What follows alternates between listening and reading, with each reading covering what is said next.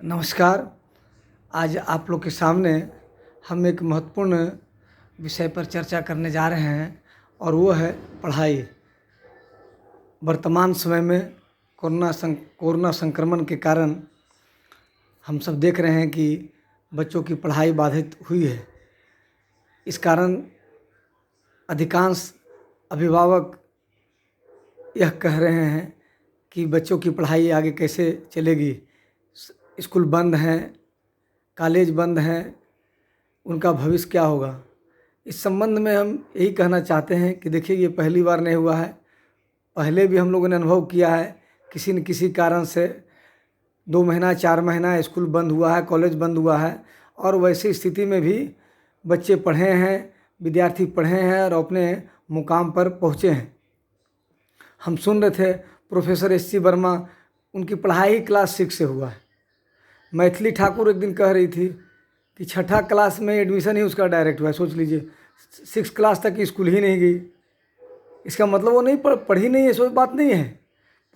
चूँकि हम लोग पढ़ाई का मतलब समझ रहे हैं कि किताब कॉपी लेकर पढ़ना, स्कूल जाना, इसी को पढ़ाई समझ रहे हैं।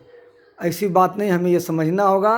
पढ़ाई का मतलब सिर्फ किताब कॉपी लेकर बैठना, स्कूल जाना, स्कूल से आना, स्कूल में पढ़ना, घर में पढ़ना, बस ये पढ़ना ही। पढ़ाई का मतलब अगर देखा जाए बृहत रूप में, तो देखना, सुनना, बोलना, सोचना, समझना, ये सब पढ़ाई के अंदर में है।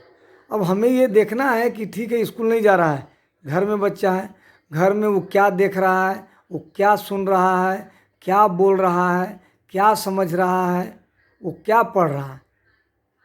जो देख रहा है, जो सुन रहा है, जो समझ रहा है, जो लिख रहा है, उसका कितना संबंध पढ़ाई से है।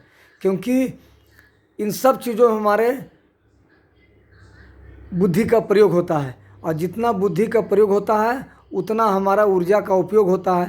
तब हमारा बच्चा या कोई भी विद्यार्थी का समय देखने में जा रहा है, और वो यदि देखना पढ़ाई से संबंधित नहीं है तो ऊर्जा का, समय का बर्बादी होगा। और यदि वो देख रहा है, या तो मोबाइल से देख रहा है या किताब में देख रहा है, और वो पढ़ाई से संबंधित है, तो स्कूल नहीं भी जा रहा है तो पढ़ाई हो रहा है। अच्छा, यदि लिख रहा है, स्कूल में लिखता था, जाके लिखता, वो घर पे ही लिख रहा है। हम ये उनको आदत डालें ना कि घर में ही वो लिखे, तो वो भी एक पढ़ाई होगा। और आज के डेट में तो मैं ये देख रहा हूँ कि मोबाइल पे सारे साधन उपलब्ध हैं।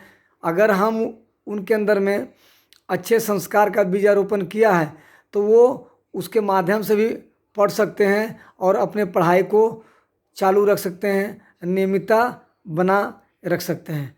मूल बात है समझने की कि हमें पढ़ाई को सिर्फ हम किताब कॉपी पढ़ने और स्कूल जाने तक ही सीमित न रखें, बल्कि इसको बृहत रूप में समझें कि देखना, सुनना, समझना, सोचना, बोलना, ये सब पढ़ाई के अंदर आता है।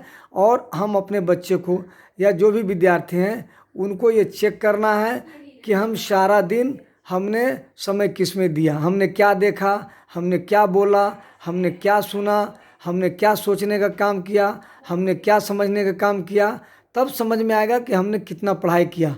अन्यथा होता ये क्या कि हमारा ज़्यादा समय पढ़ाई से के अलावा सोचने में जाता है, पढ़ाई के अलावा देखने में जाता है, पढ़ाई के अलावा सुनने में जाता है, पढ़ाई के अलावा बोलने में जाता है। और इस प्रकार हमारा ऊर्जा नष्ट होता है, समय नष्ट होता है। और जब हम शाम में जब मूल्यांकन करते हैं तो पाते हैं कि आज हमने कुछ हासिल नहीं किया। और तब जो है हमारे मन में यदि हम थोड़ा सा कॉन्शस हैं पढ़ाई के प्रति, तो मुझे दुख होने लगता है, तकलीफ़ होने लगता है कि मैं तो सारा दिन कुछ किया ही नहीं। चूँकि सारा दिन मैंने चेक नहीं किया कि मैंने क्या देखा, मैंने क्या सुना, मैंने क्या बोला, मैंने क्या सोचा, किस में हम सोचने का काम दिया, क्या चीज़ हमने समझने का काम दिया। मोबाइल में हमने पढ़ने के अलावा हमने और क्या क्या देखा, क्या क्या सुना। तो ये सब चीज़ को यदि हम समझेंगे तो पढ़ाई का सही मतलब समझ में आएगा, और तभी हम पढ़ाई को का लाभ ले सकते हैं। शुक्रिया।